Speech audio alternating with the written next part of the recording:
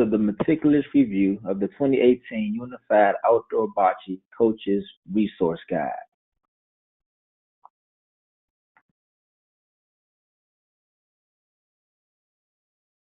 In this review, we will be going over detailed information relevant to the Unified Outdoor Bocce season, to include season timelines, eligibility requirements for all players, coaches, team personnel, rules, procedures, scoring, uniform requirements, and dates of pertinent events. So again, here you have the table of contents. We'll start off by taking a look at the season timeline, move on to the official rules and an overview of outdoor bocce. We'll show you the bocce score sheet that's used, the uniform requirements. We'll go over how to assess each player in your practice time, and then the postseason registration form. And toward the end of the document, there are a few supplemental forms for your use that you can print out, make copies, distribute as necessary, and use as necessary for your team. So without further ado, as I said, we would start by taking a look at the season timeline. So the first important date to make note of is Thursday, March 1st, which is the start date for all spring sports set by the Maryland Public Secondary Schools Athletic Association, the governing state body. So schools may not begin any practice or any type of training for any spring sport. This specifically is about unified bocce, outdoor bocce. So no practice or training should take place before Thursday, March 1st. Once Thursday, March 1st comes, then that can be the official start date for all practice and training sessions for bocce. And then Wednesday, March 21st is the first eligible play date set by MPSSAA. So you can practice starting March 1st and up until the 21st, and then moving forward, of course. But your first match should not be scheduled before Wednesday, March 21st. Also on Wednesday, March 21st is the first due date for your eligibility forms for your players and your teams. So on that day, Wednesday, March 21st, there are two types of forms that are due. The first is the Special Olympics Maryland application for participation form. And again, we have this form to show you later on in this document and webinar, and it's attached to the Coaches Resource Guide as a supplemental document for you to print out and distribute to your players.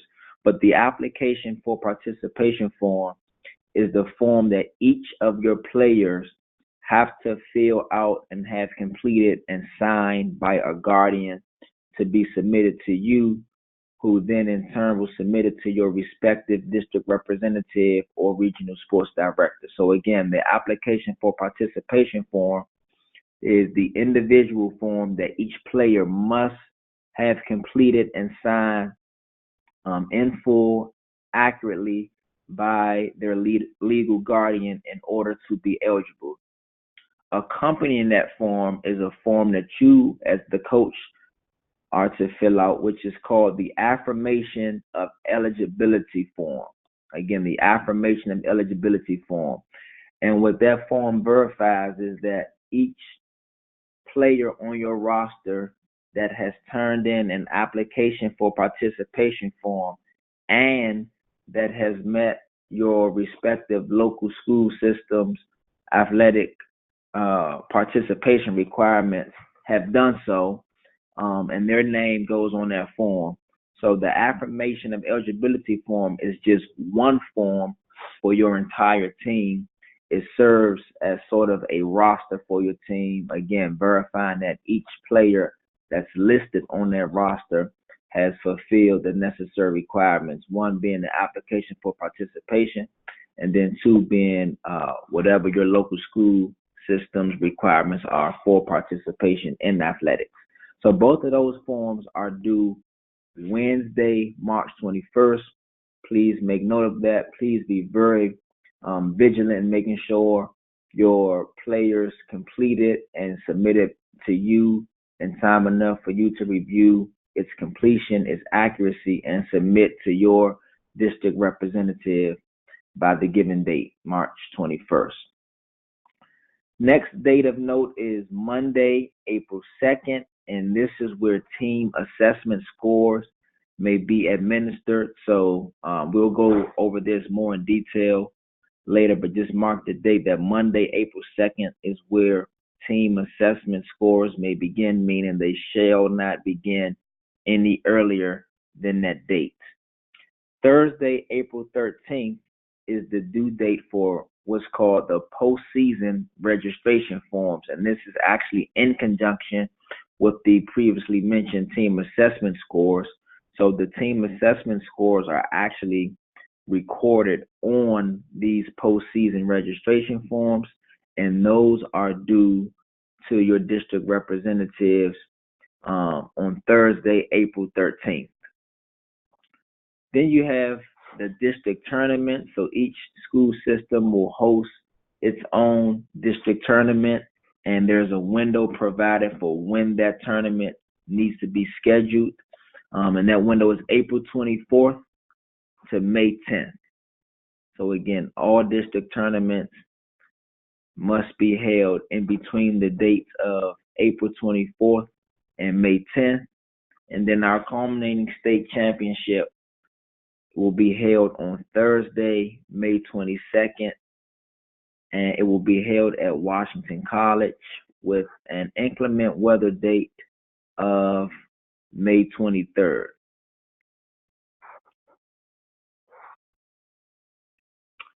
The note here, teams will conduct the interscholastic unified sports season for a minimum of 8 weeks. So as I stated, you may begin training on March 1st, but you don't want to start beyond a date that will shorten your compliance with this minimum of 8 weeks of total training that must take place. And teams should be practicing at least twice a week, and there should be at least a total of 3 competitions during your regular season, not to count postseason play. So again, a minimum of 8 weeks of training should take place for each team, with 3 or more competitions during the regular season. If for whatever reason you will not be able, or it's possible that you may not be able to fulfill this requirement, please contact Melissa Kelly at the email provided, mkelly@somd.org. And just a note on the due dates for the forms that we have here, this triple asterisk. District representatives at their discretion will implement adjusted deadlines in order to allow time for them to review and process forms. So please know that the due dates are subject to change based on your district representative. So be prepared. Of course, you will always be given proper and in due time communication if that's the case.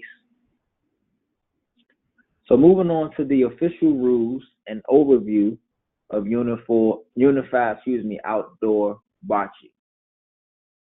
Starting with the regulation of the court size and the equipment. So the Special Olympics Unified Bocce Court actually and rules follow those that are listed on Special Olympics website, which can be found at specialolympics.org, with the exception of a few minor modifications.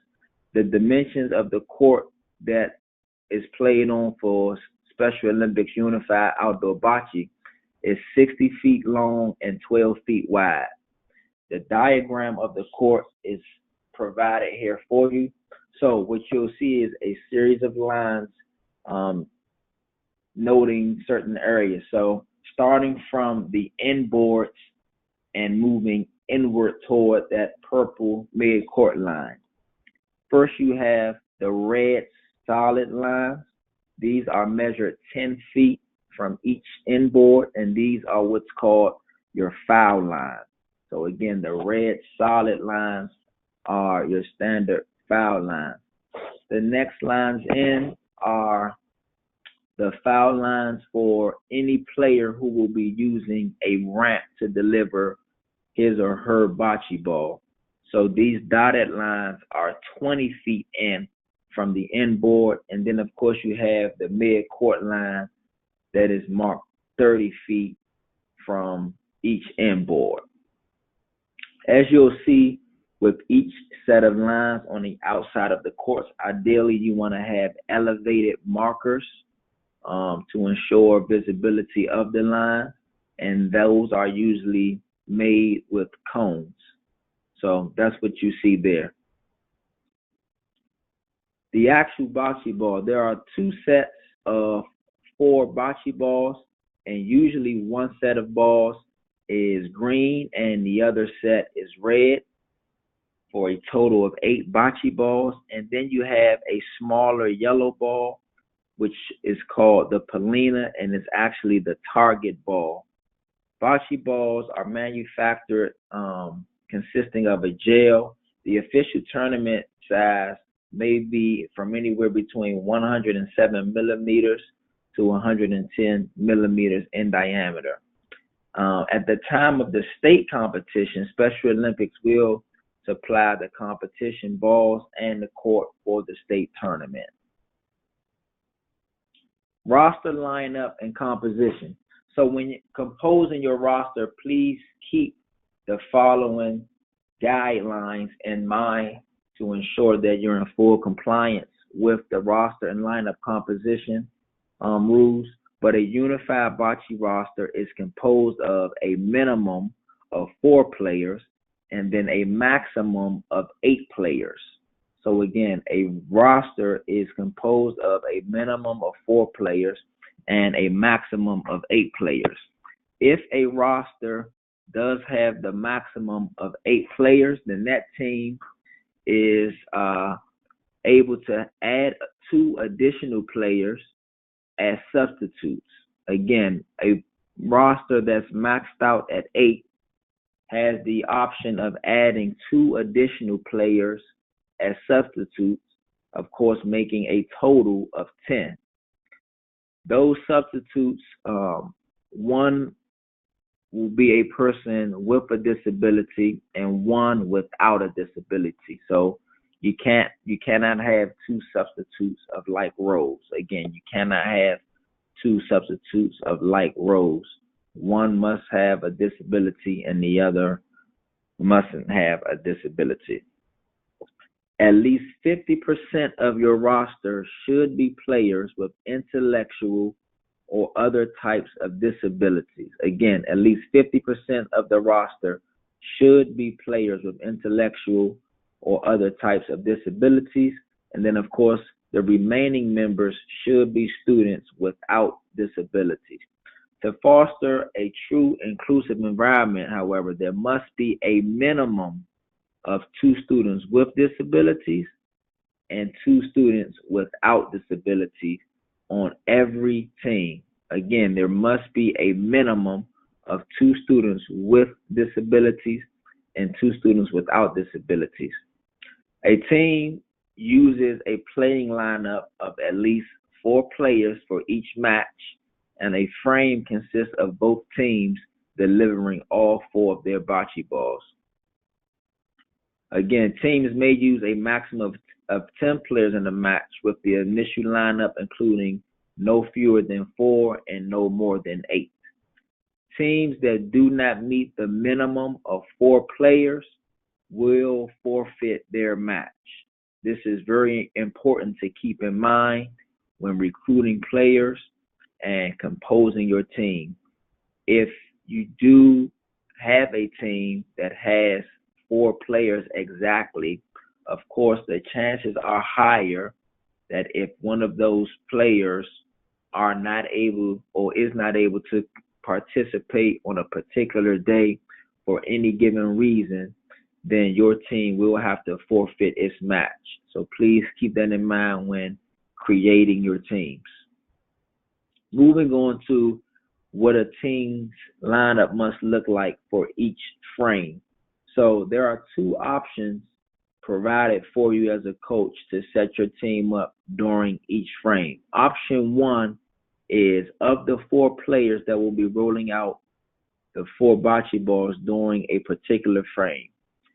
Two players with disabilities and two players without disabilities comply with lineup options or lineup rules for each frame. Again, option one is to have two players with disabilities and two players without a disability.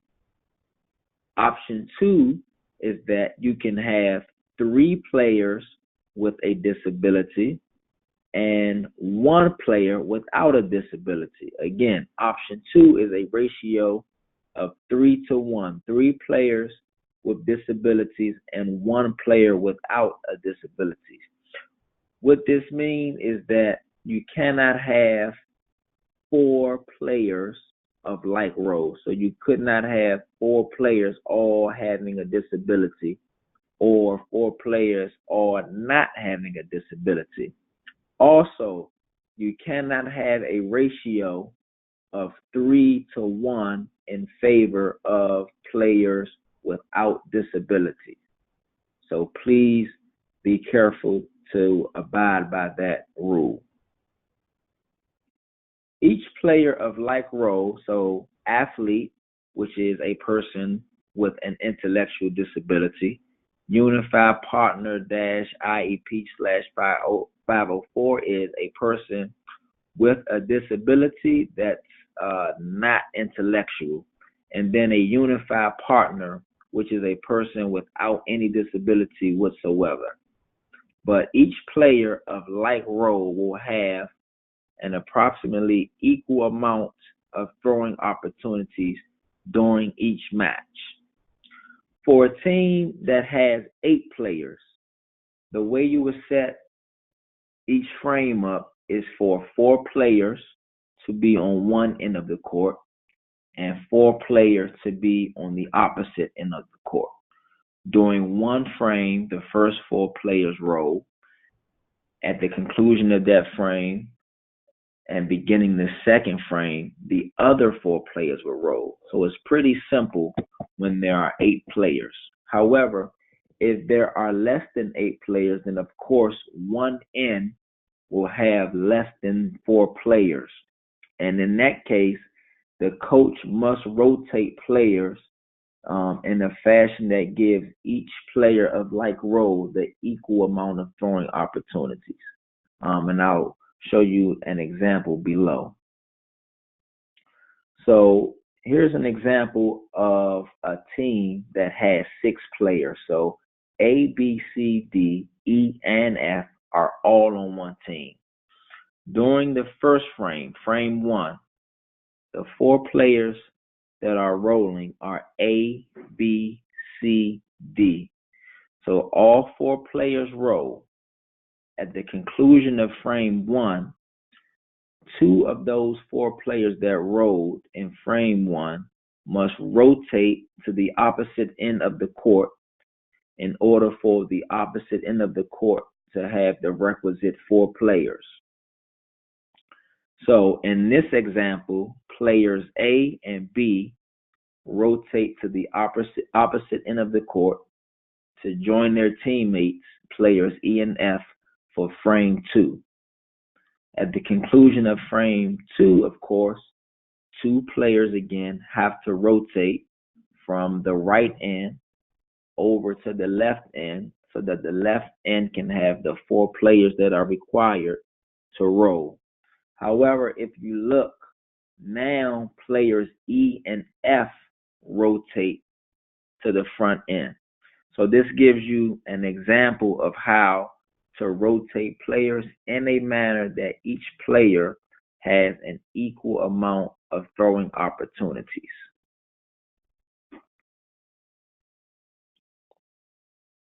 Additional notes on substitutions. To reiterate, 2 additional players, one with a disability and one without a disability, may be designated as substitutes if an initial lineup already has 8 players. Now, while substitutions can be made in competitively critical junctions of the game, the allowance of substitutions is intended to extend participation opportunities to players as well as to provide relief to schools that do not have enough students to sponsor multiple teams.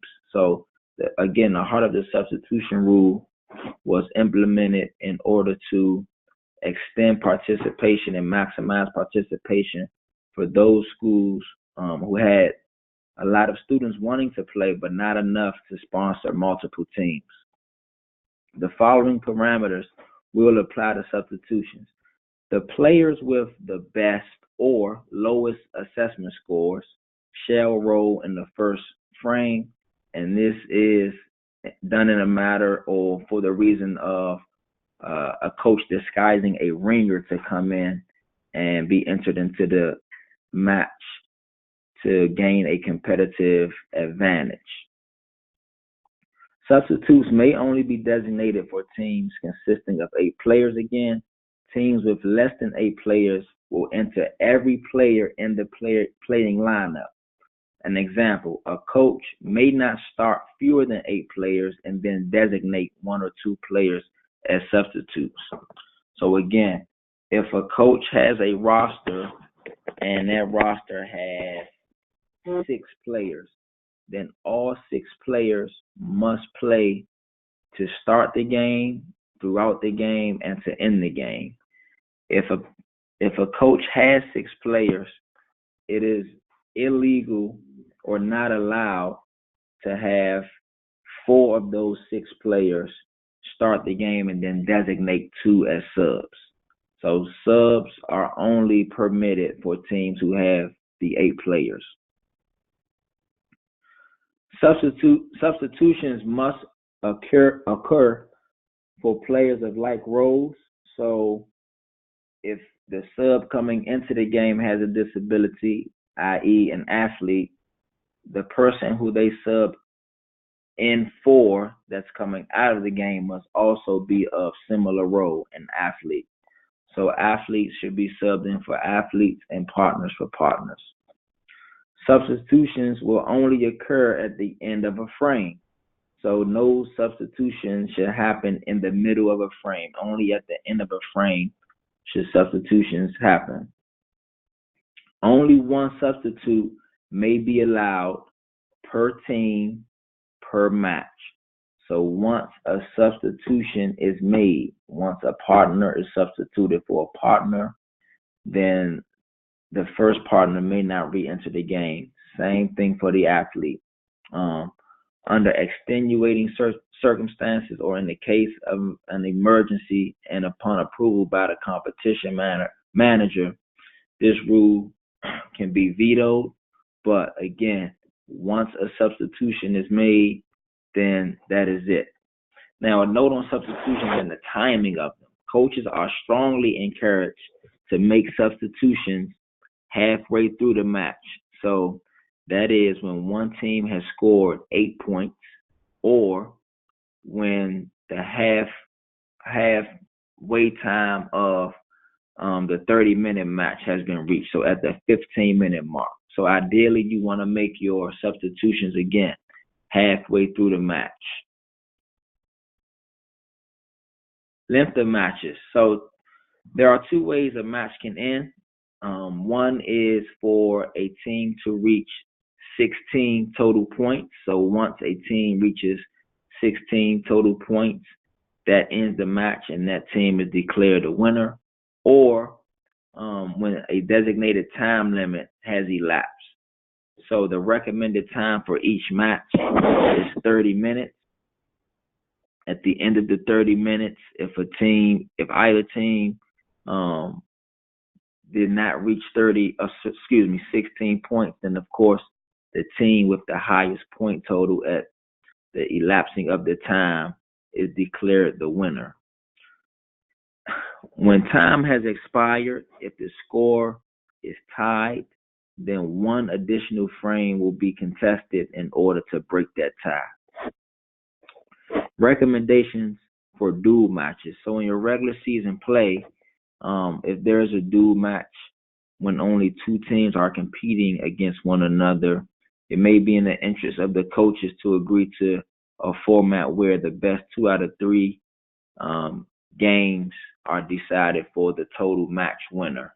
And again, those can be games to 16 points or an established time limit, no less than 20 minutes, recommended 30 minutes. So moving on to sequence of play. So one team will have a set of four green bocce balls, and the other team, the opposing team, of course, will have a set of four red bocce balls. All eight balls are rolled and tossed in an underhand delivery during a single frame. While tossing the ball, each player must stand behind the foul line. Again, each player must stand behind the red foul line. If anyone is using ramps, then that player and her or his ramp must be behind the dotted foul line. To determine who rolls the first ball, a coin flip is conducted at the beginning of the game. Whoever wins gets to deliver the palina, the target ball, and the first bocce ball. The team winning the coin flip also gets to select the color of the ball that they will be using. Now, when a player is rolling out the palina, the target ball, as you can see indicated by the yellow area on the court, that palina, in order for it to be a successful attempt, it must go beyond the mid-court line, but stop before the opposite solid foul line. Again, in order for a target ball to be considered a successful attempt, it must be in the area between the mid-court line and the opposite foul line. A player has, or a team has, 3 attempts to successfully toss the palina past the mid-court line and having it start before the foul line. If the team is unsuccessful in all 3 attempts, then a player from the opposing team has the opportunity, one opportunity, to successfully roll the target ball into the area where it's deemed a successful attempt. If the player from the opposite team is unsuccessful in his or her one attempt to place the palina, then the official will place the palina in the center on the opposite end foul line. Now, at no time does a team lose its earned palina advantage of being able to deliver the first bocce ball. So again, the team that's awarded the advantage of rolling the first bocce ball after the coin flip first has to roll the palina. If they roll a successful attempt with the palina, then of course they also roll the first bocce ball. Now let's say all 3 of their attempts to successfully place the palina were unsuccessful. And then the other team, during their one opportunity that they're afforded to successfully place the palina, do so. The team who had the original advantage of throwing out the palina, they still are to roll out the first bocce ball. So after 3 unsuccessful attempts, if the opposing team executes a successful attempt, then the original team still has the advantage of rolling out the first bocce ball. Now, because a team is composed of multiple players, various players may attempt to place the palina during the 3 attempts.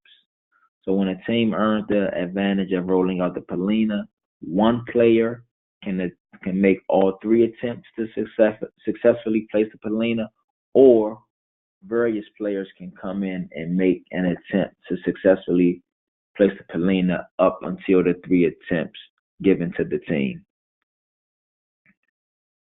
No player may play his or her bocce ball until the palina or another bocce ball has come to a complete rest. So please coach your players to not step onto the court and roll a bocce ball until all previously rolled balls have come to a complete rest.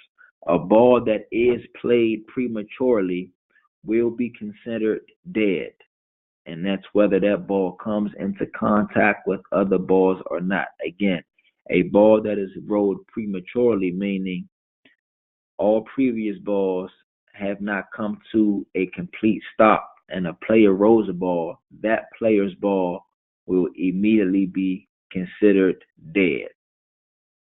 After the first player delivers the palina or first bocce ball, then the opposing team then rolls the next bocce ball. So no matter where the first player's bocce ball ends up, it's automatically the next team's turn to roll their first bocce ball.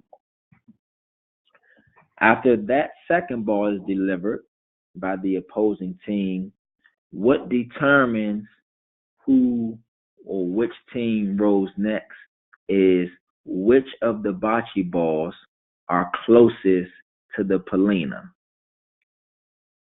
Which of the bocce balls are closest to the palina? So whatever team has its color ball closest to the palina steps aside and allows the other team to roll its bocce balls until it gets one of them closest to the palina. When this occurs, then the opposing team rolls its color bocce ball until it gets one closer to the palina. And this sequence of play continues throughout the whole frame. Now, the best way for coaches, players, officials to remember this rule and to have this rule played out and enforced are verbal cues. So the best practice is to coach your players and to know for yourself as a coach that you or your team do not roll another ball until the other team gets a ball closest to the palina. And best practices is for the official to say green closer, red rolls. That means once the last ball roll has come to a complete stop, the official determines which of the red or green bocce ball is closest to the palina, and whichever ball is closest, the official will say green. In the case that it's green, green is closer. That means green is the closest ball to the palina. Red rolls. Green closer, red rolls. That signifies to the team that has the green balls to exit the court, and that signifies to the team that has the red balls to enter the court and deliver their bocce ball. Again, this sequence continues until all four bocce balls from each team have been rolled. Following the official's determination of the points earned, all players will walk to the opposite end of the court to start the next frame. And of course, this is contingent upon the number of players on each team. Again, if there are already 8 players, then there are 4 on one side, 4 on the other side. No one should be walking to the opposite end of the court. If there are less than 4, then those who need to rotate to the end to make up the 4 on the other side will then do so at the conclusion of a frame. Now, on to scoring. How is bocce scored? After both teams roll all 4 of their bocce balls, the frame is completed and the court official awards the points. Please make sure no one interferes or touches any of the bocce balls or the palina until it is clear that the official has decided and communicated which team has scored the point and how many points. So at the conclusion of a frame, only one team can receive points. Again, only one team can receive points in a given frame. Okay? Now, What determines, of course, who receives the points is which team has its ball or balls closest to the palina and closer than, excuse me, any of the other team's balls. 1 point is awarded for each bocce ball of the same color, which is closer to the palina than the closest ball of the opposing team's color. So if you look at the diagram provided here, you see the palina in the middle here. And what you see is you have two red balls that are closer to the palina than the closest green ball.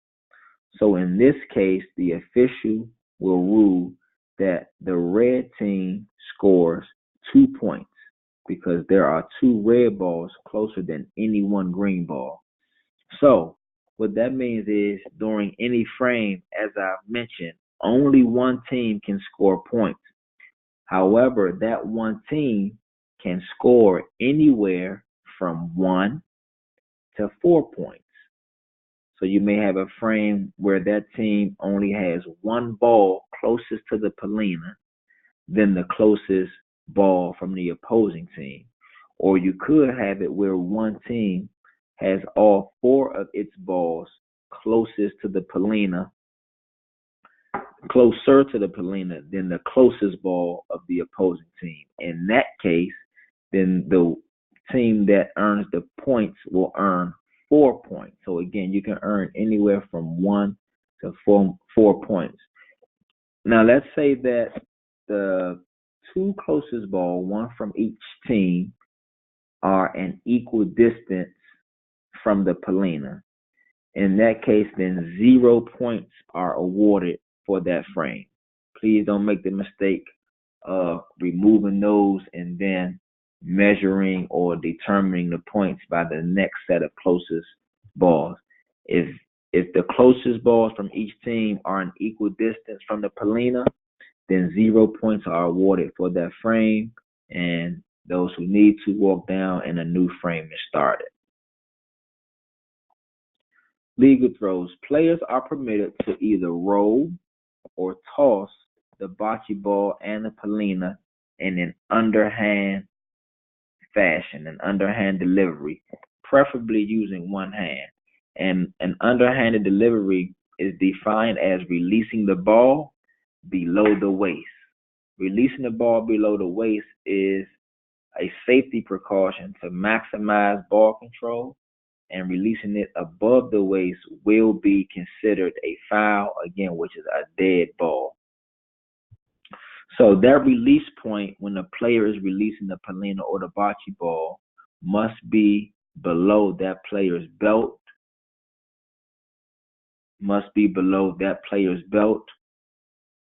as you can see in the supporting images here.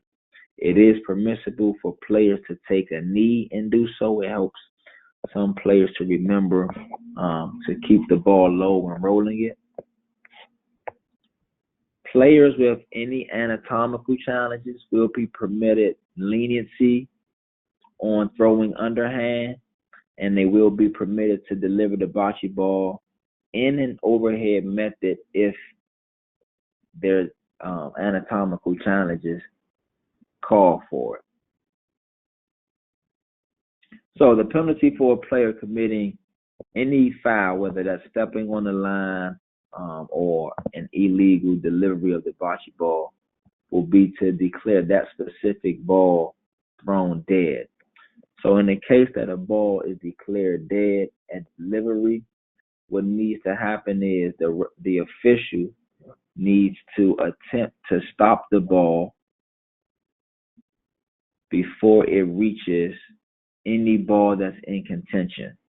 So if the official can safely step onto the court and stop a ball that's considered a dead ball due to a foul, then he or she, by all means, should do so. However, if the ball reaches other balls in contention before an official can safely step in and stop the ball to remove it, then what needs to happen is the ball is still declared dead, and the official is still to remove it from contention, remove it outside of the court. However, the official must now, as best as possible, reposition the legally thrown balls that are already in contention back to their original state at the delivery of the foul ball. Now, while the underhand delivery is the requirement for tossing or rolling the ball, a player is permitted to either use an underhand grip or an inverted, aka overhand grip. So with either of these grips, you can still see how the ball can be and should be delivered in an underhand format. But in terms of grips, the player can use an underhand grip or an overhand grip. When delivering the ball, players must have at least 1 foot on or in the court of play, with neither foot on the foul line or past the foul line. And the foul line um, is defined as any part of the line, especially or including the foremost part of the specific foul line that the player is rolling from. This also includes any apparatus that the player may be using, such as crutches, a cane, a ramp, or a wheelchair. No part of the apparatus is to be into contact or pass that foul line, whether it's the standard foul line or the extended foul line. If the foremost part of the apparatus, like the ramp, the wheelchair, is not into contact with the floor, then the apparatus cannot break the invisible vertical plane of the foul line. Okay, so there is a vertical plane that exists, and no apparatus or ramp can pass that if it's out of contact with the ground. Again, the penalty for a player committing a foul by way of the foul line, his or her ball will be considered dead. It is perfectly legal for players to hit the sideboards and the inboards with their bocce ball. These are legal throws. However, if the palina is hit outside of the court, no matter what has happened before, if the palina is hit outside of the court, then that entire frame is declared dead. And what happens with a frame that's declared dead is that all of the bocce balls are brought to the opposite end of the court, and a new frame is started by the player's position at the opposite end. And of course, no points are awarded for that dead frame. Now, if a bocce ball exits the court, play still continues. However, that bocce ball is considered dead and is left outside of the court and removed from play for the remainder of that frame. Again, a palina hit outside the court warrants a dead frame. A bocce ball that exits the court is just a dead ball and play is continued.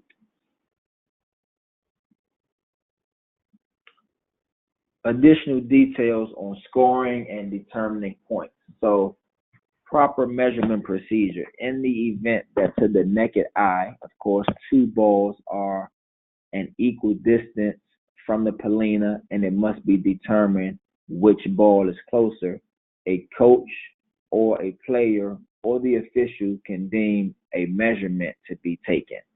And the proper way to take the measurement is to take the end of the measuring tape, place it on the side and in the center of the bocce ball, and then run the tape through the top of the palina and measure from there. So I like to teach officials measure from big to small, big being the bocce ball, small being the palina. Measure from big to small. And again, you take the end of the measuring tape and place it on the side of the bocce ball, run the tape through the top of the palina, and then take your measurement. In terms of ramps, there are various types of ramps that can be used for bocce. The one rule is that a ramp must allow for a player to push or touch his or her bocce ball on their own. So no player can use any type of device or any type of ramp that actually propels or pushes the ball for them. The ball must always be touched by the player. And again, the foul line for any device is extended an additional 10 feet to 20 feet from the inboard, and no ramp may extend beyond the 20-foot line. Now, coaching or instructional assistant. So any kind of coaching can take place. So you as a coach, of course, are to coach your players. However, that coaching must take place before your player enters the bocce court to deliver his or her ball. So that's one thing you want to practice on with your players who will be looking to you for instructions, and then you as a coach. All coaching and instructional assistance need to take place before a player enters the bocce court. Once a player enters the bocce court, you nor any of that player's teammates can give any instructional assistance or any coaching cues. As well, a player may not step into the court and then step back out of the court. Once he or she enters the court, then they must continue without coaching assistance from you or from a teammate to roll the palina and or the bocce ball. Now, the exception to that, for those players that do require additional assistance and support due to their level of disability, and they are unable to deliver a bocce ball without appropriate verbal cues, a coach or teammate may provide this type of verbal support. So again, if you have players that are unable to deliver a ball without appropriate verbal cues, then you as a coach or designated teammate may provide this type of verbal support. In these cases, the coach or teammate cannot directly tell a player where to place the bocce ball or how much velocity to place the bocce ball with. So make sure that for players who do fit this exception, you're still not saying, hey, roll the ball to the left or roll the ball to the right or put a little touch on it. The type of verbal cues that you can give for, let's say, players that may have a visual disability is to step into the court and say, I'm standing beside or behind the palina. So you serve as the verbal cue for that player. Any accommodations and any exception to this coaching rule must be communicated with tournament personnel as well as the opposing coach before the start of each match. Please don't wait till the match starts. So again, if you have a player that qualifies for the exception to the coaching rule, please communicate this to the tournament personnel as well as the opposing coach. Now, before players roll their bocce balls, one player from each team is permitted to walk down the outside of the court before rolling or tossing his or her bocce ball, but that player must remember to remain outside of the court when walking down to check the positions of balls and check the points. And here's an additional note, kind of extending on what we just saying, regulations for extensive accommodations for student athletes. So Special Olympics Maryland and participating schools shall provide reasonable accommodations necessary to provide students with disabilities with equal opportunities to participate to the fullest extent possible in mainstream athletic programs. Accommodations will not be provided should the accommodation either present an objective safety risk to students or others based on an individualized assessment of the student, or if that accommodation will fundamentally alter the nature of the school's mainstream athletic program. So, any player who who will need special or an extensive accommodation will be permitted to have that, so as long as it does not present and a safety risk to that student or others, nor does it fundamentally alter the nature of the school's mainstream athletic program. And of course, if that is the case, again, tournament or competition personnel slash staff shall be notified of the specific accommodations that will be needed, as well as the opposing coach. And then the tournament or competition staff will then decide if those accommodations satisfy the aforementioned criteria and then notify the opposing coach and all officials. In either event or in any event, all parties are to uphold and demonstrate the highest regarding and respect for all student athletes, including handling confidential information in a professionally and discreetly manner. Court access. Only one player at a time may access the court. Non-players, so that includes coaches, dedicated aides, paraprofessionals, parents, are required to remain outside of the court within the confines of what you see designated as the green coaches box, was green in this diagram. And it's the area that extends from the 10-foot line to the end line, or I should say behind the end line. Non-players may transition from one end of the court to the other between frames. So coaches, dedicated aides, paraprofessionals, whatever team personnel that's a non-player is permitted to transition from one end of the court to the other end of the court in between frames and not during frames. So for players that require assistance, with entering the court, may receive that. So you may have a player who is in a wheelchair. Of course, a coach and or a teammate can disconnect the PVC piping that makes the bocce court and lift it up and allow for that player to enter. Any player that has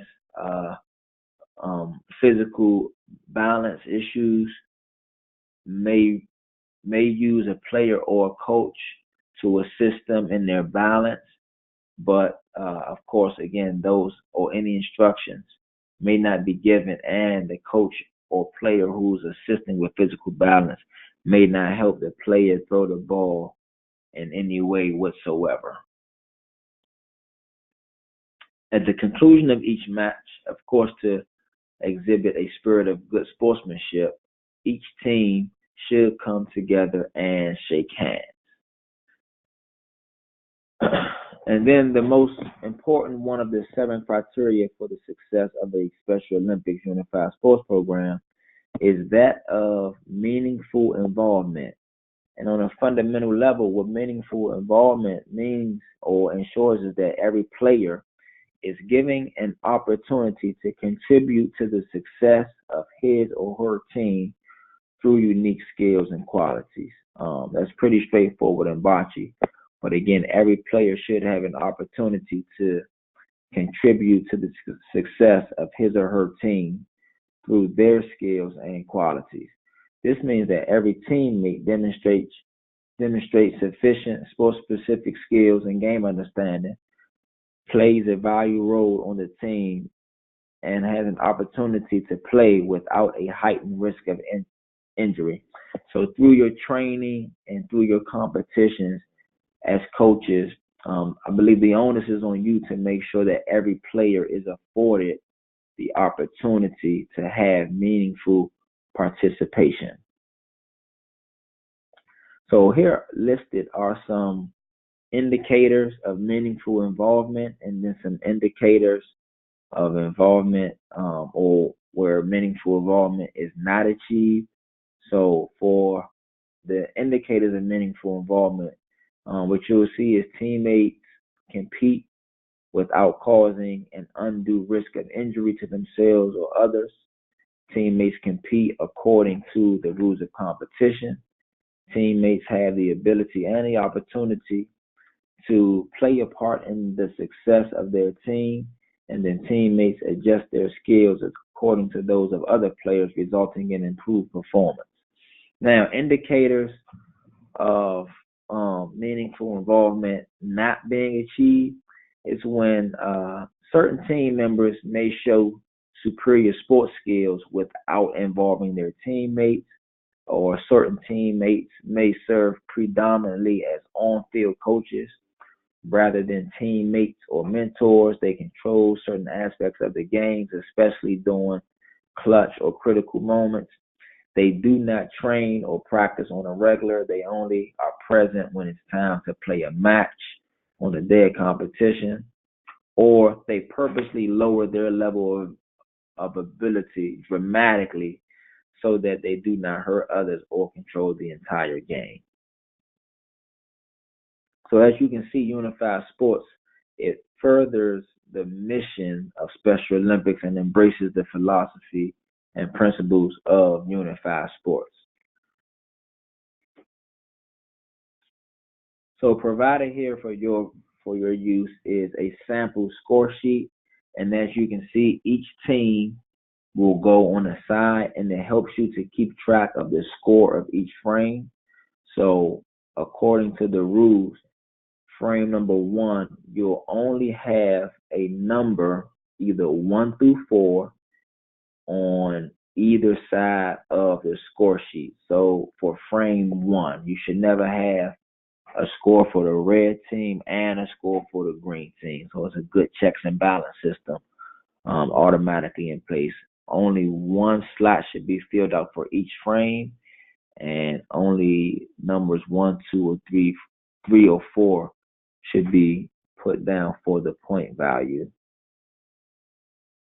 At the conclusion of each match, coaches are to sign, verifying that the score is correct.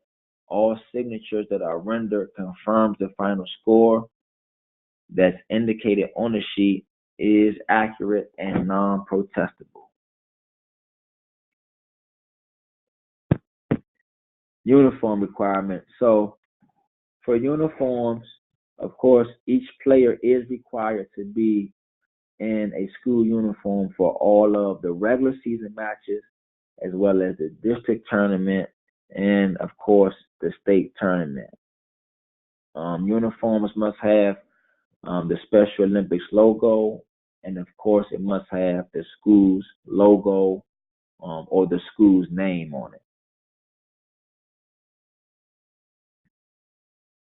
If you ever have a question about a uniform, please reach out to your district representative to verify that the uniform is in compliance.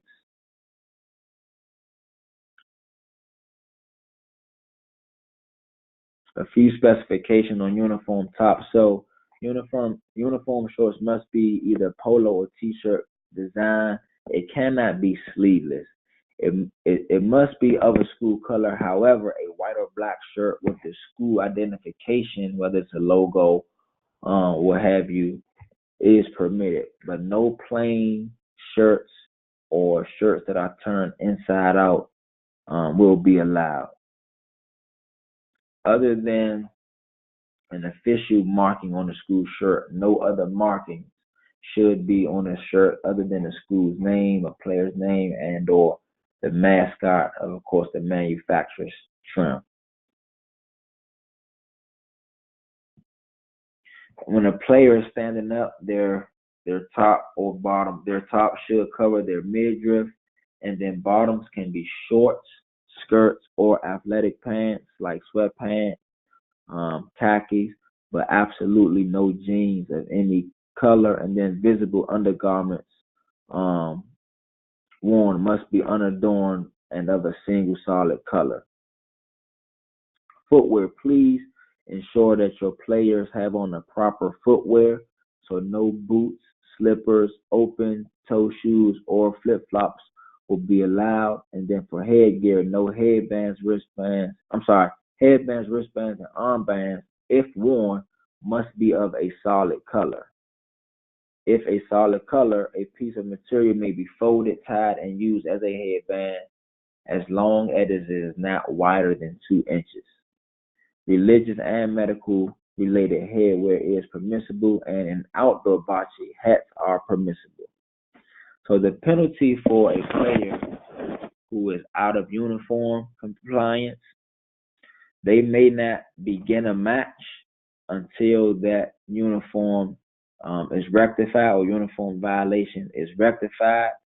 However, if a match has begun and a uniform violation is noted, then an automatic penalty will be assessed to the player, which is to be removed from competition until they are able to comply with the uniform rule.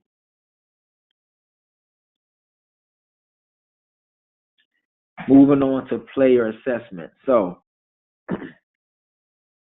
when it comes time for the district tournaments and the state tournaments, teams are divisioned according to their skill level, their ability level.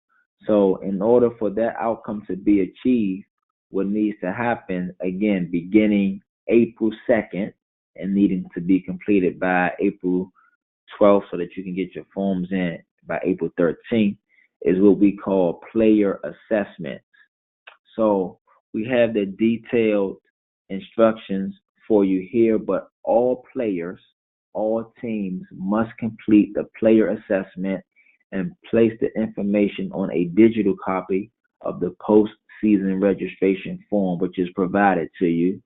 And then that form is to be submitted to your district representative. The procedure for conducting a player assessment. So each player will legally roll or toss a bocce ball from behind the foul line. And actually, what happens is a coach marks on the bocce court floor 3 different spots. So the first spot is the 30-foot mark, which is halfway. The second spot is the 40-foot mark. And then the third spot is the 50-foot mark. At each of these 3 marks, each player is to roll 8 bocce balls. So at the 30-foot mark, a player rolls 8 bocce balls, so on and so forth for the 40-foot and 50-foot mark. The coach measures the player's closest 3 balls. So 8 balls are rolled, but measurements are only recorded for the best or the closest 3 balls, and you'll see on the following sheet where you're to record it.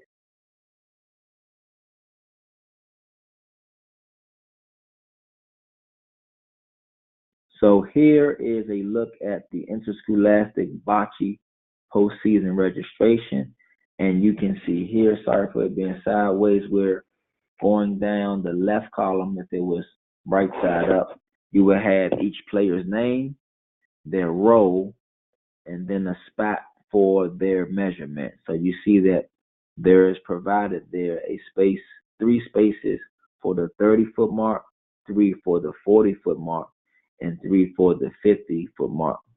So assuming that when measurements are taken in practice, you're recording them in a handwritten manner.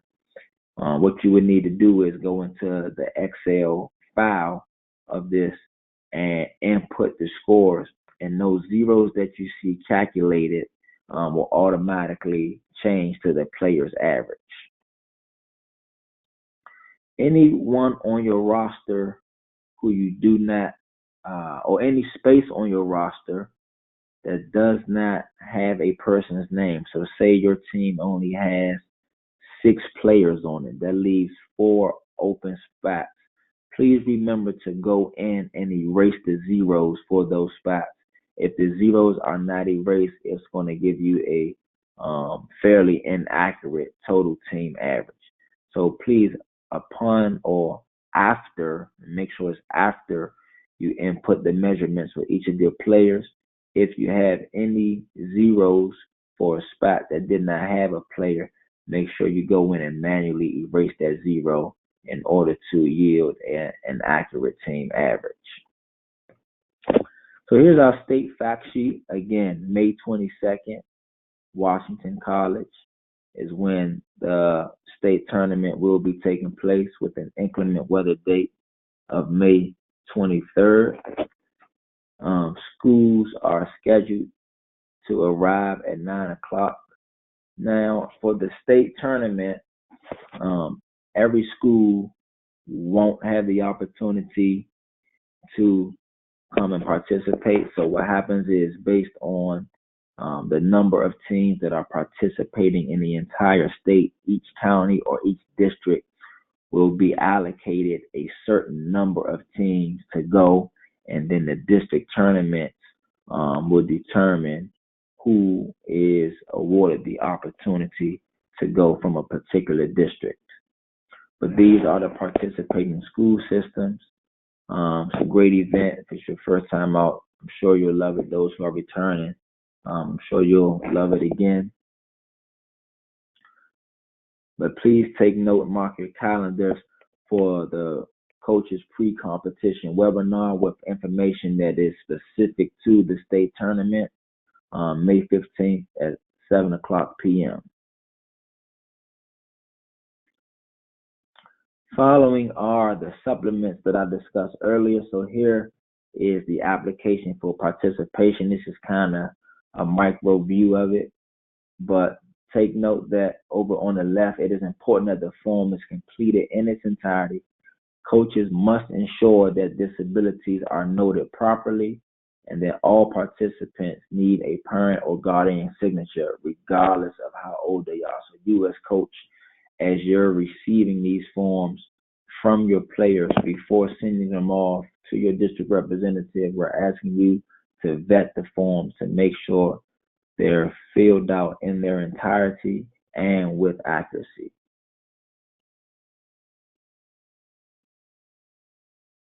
This is a micro view of the student athlete affirmation of eligibility form. You can see this is the form that's used for you to place all of your players on. If you have multiple teams, you can just still use one form. And newly added in 2017, over to the right at the bottom, you'll see a spot for additional team personnel that may be traveling with your team, such as dedicated aides or paraprofessionals.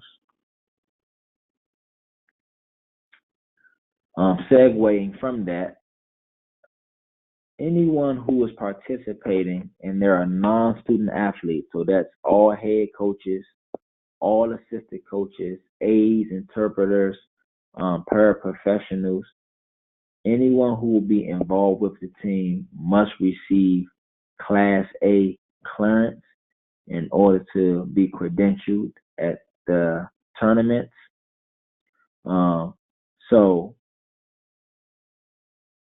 becoming a certified Class A volunteer is very simple.